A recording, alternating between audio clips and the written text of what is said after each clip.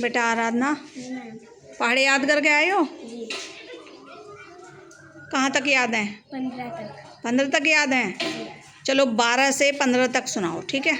11 11 11 दूनी 22 11 तक 33 11 चौक 44 11 पंजे 55 11 छक्के 66 11 सत्ते 77 11 अट्ठे 88 11 99 11 दाएं 110 12 एकम 12 12 दूनी 24 12 तेरह 36 12 चौक 48 12 पंजे 60 12 छिंग 72 12 सत्ते 84 12 अट्ठे 96 12 अट्ठे 108 12 9 117 12 दाएं 120 13 एकम 13 13 दूनी 26 13 39 13 चौक 52 13 पंजे 65 13 छिंग 78 13 सत्ते 91 13 अट्ठे 104 13 9 117 13 दाएं 130 14 एकम 14 14 दूनी 28 14 तेरह 42 14 टको 56 14 पंजे 70 14 छिंग 84 14 सत्ते 98 14 अट्ठे 160 14 9 126 14 दाएं 140 15 एकम 15 15 दूनी 30 15 ते 45 15 चौका 60 15 पंजे 75 15 छक्के 90 15 सत्ते 105 15 दूनी 135 15 दाएं 150 सत्ते के बाद अट्ठे भूल गए? 15 अट्ठे 120। 15 अट्ठे 120 15 में 135 15 दाएं 150। वेरी गुड, क्लैपिंग करो बच्चों, बहुत अच्छा सुनाया आराधना ने। बहुत, और किसी बच्चे के याद हैं पहाड़े?